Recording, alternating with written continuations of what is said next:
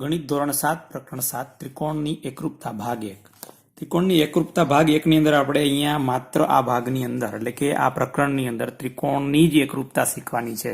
તો સૌપ્રથમ એકરૂપતા એટલે શું એની વાત કરીએ। તો તમે અહીંયા જુદા જુદા આકારો જોઈ શકો છો। હું તમને બતાવું છું કે ભાઈ આ લંબચોરસ છે ને આ પણ લંબચોરસ છે, એટલે આ બંનેના આકાર સરખા છે, બંને લંબચોરસ છે। પણ તમે આને એકબીજા પર ફિટ કરશો તો તમે જોઈ શકો છો કે ફિટ થશે નહીં, એટલે બંને આકારો તમને જોવા મળશે, બરાબર। એવી જ રીતે આ ગોળાકાર એટલે કે વર્તુળાકાર છે, એમાં પણ તમે જોઈ શકો છો આ પણ વર્તુળાકાર છે, આ પણ વર્તુળાકાર છે। બંનેને એકબીજા પર ફિટ કરશો તો ફિટ થશે નહીં। આ બંનેના આકાર સરખા છે એટલે કે સમરૂપ છે, આ બંનેના આકાર સરખા છે એટલે કે લંબચોરસ છે પણ એકરૂપ નથી। એકરૂપ કેને કહેવાય? તો જો આની જેવડો જ હોય અને આની ઉપર હું બીજો આકાર મૂકું એટલે તમને માત્ર એક જ આકાર દેખાય તો સમજી જવાનું કે આ બંને એકરૂપ છે। અહીંયા બે વસ્તુ છે પણ તમને દેખાય છે કેટલી? એક, એટલે આ બંને એકરૂપ છે। અહીંયા પણ આ એકબીજા ઉપર હું ફિટ કરું છું ત્યારે તમે જોઈ શકો છો કે તમને માત્ર એક જ આકાર દેખાશે લંબચોરસ, બીજી વસ્તુ દેખાશે નહીં। એનો અર્થ એવો થયો કે આ બંને પણ એક કેવા છે? એકરૂપ છે। સમરૂપ એકરૂપ હોય ને સમરૂપ તો કહેવાય, બંનેના આકાર લંબચોરસ તો છે જ, પણ જ્યારે બંને એકબીજા પર ફિટ કરીએ ત્યારે આપણને માત્ર એક જ આકાર, એક જ વસ્તુ જોવા મળે તો એને આપણે કહેવાય એકરૂપ છે, એટલે કે આ બંને એકરૂપ છે। એવી જ રીતે આની ઉપર એક બીજું વર્તુળ હું ફિટ કરું તો તમને જોવા મળશે કે તમને એક જ વર્તુળ દેખાશે। એનો અર્થ એવો થયો કે આ બંને વર્તુળો પણ એકરૂપ છે। એવી જ રીતે આની ઉપર હું બીજો વર્તુળ ફિટ કરું તો પણ તમને જોઈ શકો છો કે આ બંને એકરૂપ છે, એક જ વસ્તુ તમને જોવા મળશે। એટલે અહીંયા સમરૂપ, આ બંને સમરૂપ છે, આ બંને સમરૂપ છે, પણ આ અને આ એકરૂપ છે, આ અને આ એકરૂપ છે, આ અને આ એકરૂપ છે। એકરૂપ વસ્તુ હોય અને સમરૂપ તો કહેવાય, કારણ કે બંનેના આકાર તો સરખા જ છે, પણ સાથે સાથે બંને બધા માપ પણ સરખા છે। જેટલું આ ખૂણાનું માપ છે એટલું જ આ ખૂણાનું, એટલું જ આ ખૂણાનું, આ બંનેના ખૂણાનું માપ સરખું છે, આ બે બાજુનું માપ સરખા છે। એવી રીતે આપણે અહીંયા વાત કરવાની છે ત્રિકોણની અંદર બીજા પણ કેટલાક આકારો જોઈએ। આ પણ ચતુષ્કોણ છે, આ બંને ચતુષ્કોણો છે એ સમરૂપ ચતુષ્કોણો છે। શા માટે? કારણ કે બંનેને એકબીજા ઉપર મૂકીએ તો આપણને એક જ આકાર જોવા મળે છે। એનો અર્થ એવો થયો કે આ બંને આકૃતિઓ એકરૂપ છે। એવી જ રીતે આ અને આ એકરૂપ નથી, આ અને આ કેવા છે? સમરૂપ છે, માત્ર એના આકાર સરખા છે, પણ બધી જ આ બાજુનું માપ અને આ બાજુનું માપ સરખા નથી, આ બાજુનું માપ અને આ બાજુનું માપ સરખા નથી, એટલે કે સમરૂપ છે પણ એકરૂપ નથી। એવી રીતે અહીંયા પંચકોણની વાત કરીએ તો આ બંને પંચકોણ છે એ સમરૂપ છે પણ એકરૂપ નથી। આની ઉપર જ્યારે આને ફિટ કરવામાં આવશે ત્યારે એ સમરૂપ સાથે એકરૂપ પણ છે, બરાબર। હવે તમે આ પંચકોણને ગમે એમ ફેરવશો બાજુઓને તો પણ એમાં તમને એક જ પંચકોણ જોવા મળશે। એવી રીતે ગમે એટલી વાર ફેરવશો એનો અર્થ એવો થયો કે આની સંગતતાઓ, બધી જ સંગતતાઓ એકરૂપતા છે। એક સંગતતા એટલે શું આગળ આપણે અભ્યાસ કરીશું, સંગતતા કોને કહેવાય। અહીંયા આપણે વાત કરવાની છે માત્ર ત્રિકોણની। તો તમે જોઈ શકો છો કે આ ત્રિકોણ અને આ ત્રિકોણ, આ બંનેના આકાર ત્રિકોણ આકાર છે, પણ આ ખૂણાનું માપ અને આ ખૂણાનું માપ કદાચ સરખા હોય, આ ખૂણાનું માપ સરખા હોય, આ ખૂણાનું આ માપ સરખા હોય, પણ બાજુના માપ તમે જોઈ શકો છો આ મોટું છે, આ નાનું છે, તો આ બંને એકબીજા ફિટ થશે નહીં। તો એવી રીતે આના જેવો જ ત્રિકોણ હું લઉં તો આ બંને ત્રિકોણો એકરૂપ ત્રિકોણો છે। આની ઉપર હું બીજો ત્રિકોણ ફિટ કરું તો તમે જોઈ શકો છો કે આ બંને ત્રિકોણો કેવા છે? એકરૂપ ત્રિકોણો છે। તમને એક જ ત્રિકોણ જોવા મળશે, નીચેનું બીજો ત્રિકોણ જોવા નહીં મળે, માટે આ બંને ત્રિકોણો એકરૂપ છે। પણ હવે સૌથી અગત્યની વાત છે કે જ્યારે આ ખૂણાને આની ઉપર ફિટ કરવામાં આવે, આ બાજુને આની ઉપર ફિટ કરવામાં આવે ત્યારે જ આ સરખું થાય છે। હું આને ફેરવું છું, તમે જોઈ શકો છો કે આ નીચેનાને એમને રાખું છું, ઉપરનાને ફેરવું છું તો ફિટ થાય છે કે કેમ તમે જોઈ શકો છો।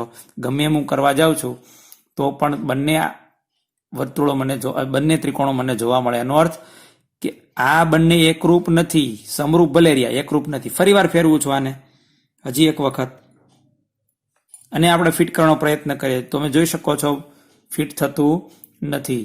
આ ખૂણો આની સાથે ફિટ કરવા જાઓ તો અહીંયા ફિટ થતો નથી, અહીંયા ફિટ થતો નથી। એનો અર્થ એવો થયો કે આ બંને ત્રિકોણો એક જ સંગતતા માટે એકરૂપ છે। આની કુલ 6 સંગતતાઓ હોય, 6 માંથી માત્ર એક જ સંગતતા ઉપર એ એકરૂપ છે। ફરી વાર ફેરવું એટલે કે મૂળ સ્થિતિમાં પાછો લાવી દઉં તો તમે જોઈ શકો છો કે બંને એકબીજા પર ફિટ થઈ જાય છે અને તમને એક જ ત્રિકોણ જોવા મળે છે. એનો અર્થ એવો થયો કે જ્યારે આ ખૂણો ને આ ખૂણો, આ બાજુ ને આ બાજુ, આ ખૂણો ને આ ખૂણો, આ બાજુ ને આ બાજુ, આ ખૂણો ને આ ખૂણો, આ બાજુ ને આ બાજુ છે, એના માપ સરખા છે. જેટલું આ ખૂણાનું માપ છે એટલું જ આ ખૂણાનું માપ છે.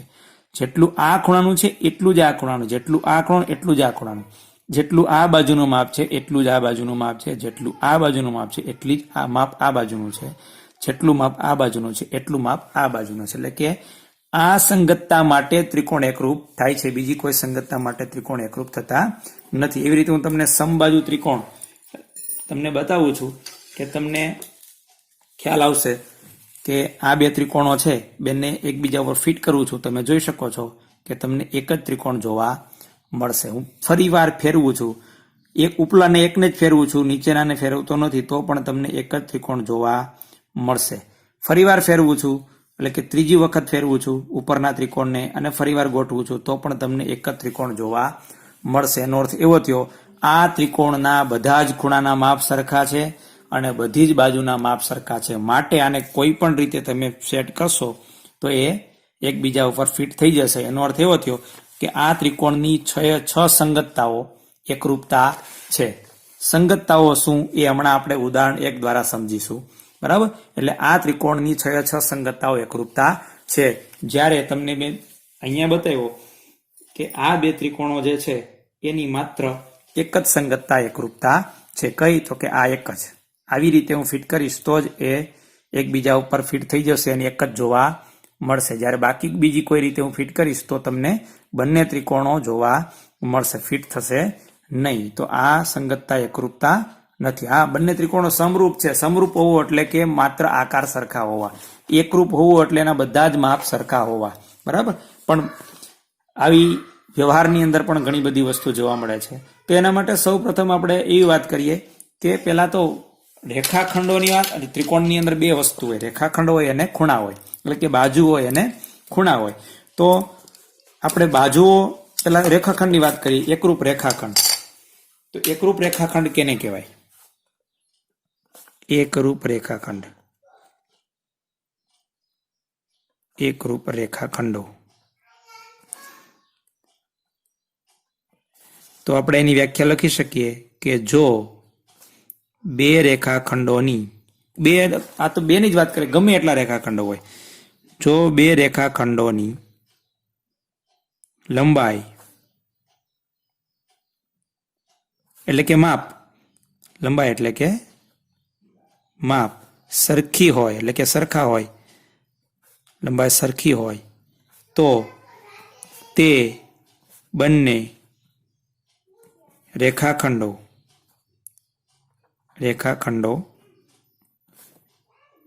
એકરૂપ છે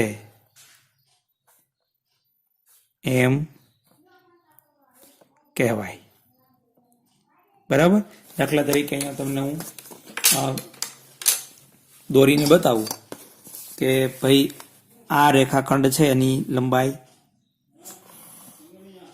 5 સેન્ટીમીટર છે અને બીજો એક રેખાખંડ દોરું છું, એ અહીંયા દોરું, એમની લંબાઈ પણ હું 5 સેન્ટીમીટર રાખું. દાખલા તરીકે આ રેખાખંડ AB અને આ રેખાખંડ CD, બંનેની લંબાઈ કેવી છે? 5 સેન્ટીમીટર. એટલે કે બંને રેખાખંડો જ્યારે હું એકબીજા ઉપર મૂકીશ ત્યારે બરાબર ફિટ થઈ જશે, તમને એક જ રેખાખંડ ઉપરથી દેખાશે.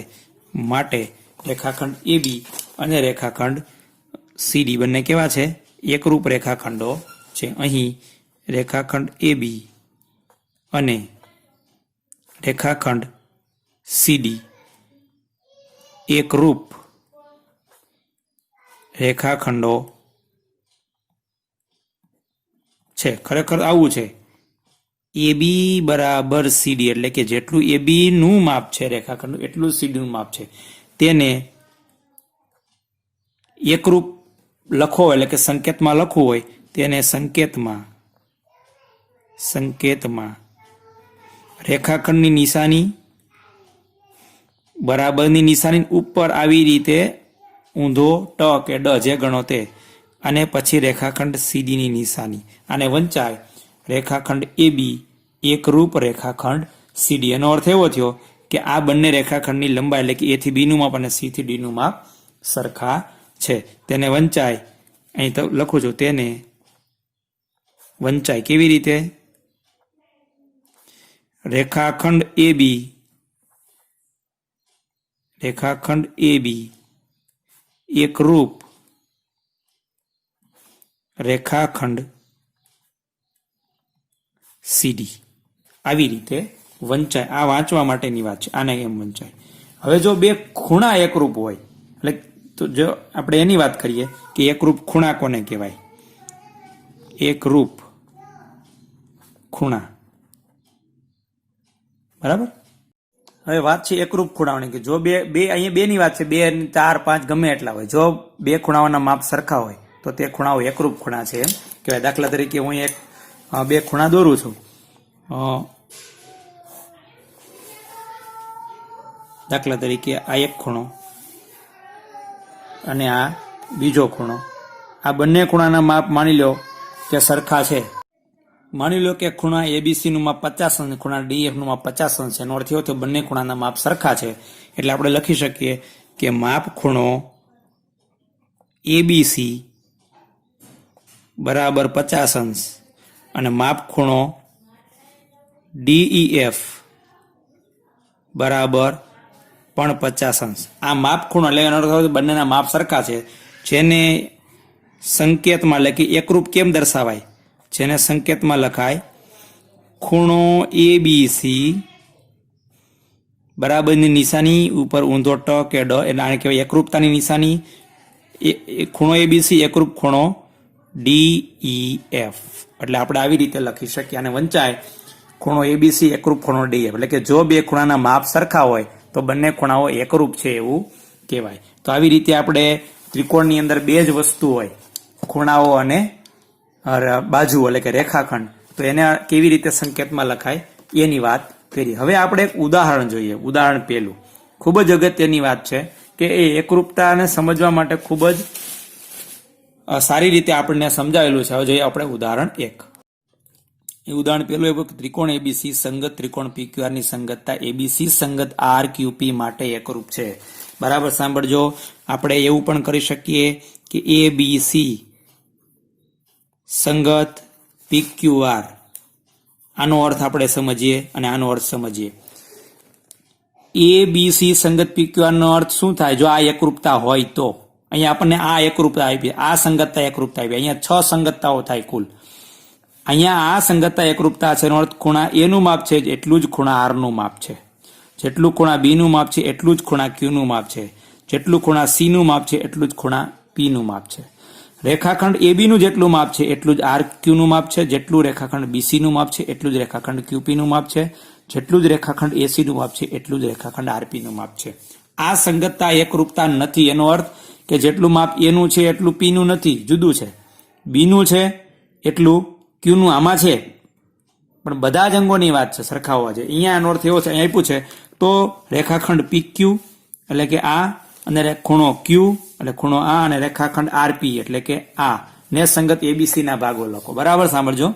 ત્રિકોણ એબીસી સંગત આર ક્યુ પી એકરૂપતા છે એનો અર્થ ખૂણા રેખાખંડ અહીંયા પણ આની સંગત કોણ કોણ આ ત્રિકોણ એબીસી માં? તો કે આના જેટલું માપ કોનું છે? ત્રિકોણ પીક્યુઆર માં રેખાખંડ પીક્યુ નું જેટલું માપ છે એટલું જ માપ અહીંયા આ પીક્યુ છે તો અહીંયા બીસી એટલે કે રેખાખંડ બીસી નું માપ છે. આનું માપ જેટલું છે એટલું જ માપ રેખાખંડ બીસી નું છે. બરાબર, એને આપ્યું છે એટલા માટે. પછી ખૂણા ક્યુ નું જેટલું માપ છે એને સંગત કયો છે? તો કે બી. જેટલું ખૂણા ક્યુ નું માપ છે એટલું જ ખૂણા બી નું માપ છે. પછી રેખાખંડ આરપી ને સંગત. રેખાખંડ આરપી એટલે આ ને સંગત આમાં આરપી, આ આરપી તો અહીંયા કોણ આવે? એસી. એટલું જ માપ રેખાખંડ એસી નું. એટલે આ બંનેના માપ સરખા છે. તમે જોઈ શકો છો જેટલું માપ એસી નું છે એટલું જ પીક્યુ નું માપ છે. જેટલું ખૂણા ક્યુ નું માપ છે એટલું ખૂણા બી નું માપ છે. એટલે કે આ આકૃતિને તમે આની રીતે એટલે કે બિંદુ બી ને તમે બિંદુ ક્યુ ઉપર, બિંદુ એ ને તમે બિંદુ આર ઉપર ને બિંદુ પી ને તમે બિંદુ સી ઉપર ગોઠવશો ને તો જ બંને એકબીજા ઉપર ફિટ થશે અને તમને એક જ આકૃતિ જોવા મળશે. બાકી ગમે એમ ગોઠવશો તો જોવા મળશે નહીં. રહે સંગતતા એબીસી સંગત આર ક્યુ પી નો અર્થ એ થયો કે એ ને સંગત આર બિંદુ છે એટલે કે ખૂણા એનું માપ છે એટલું જ બિંદુ એટલું જ ખૂણા આર નું માપ છે.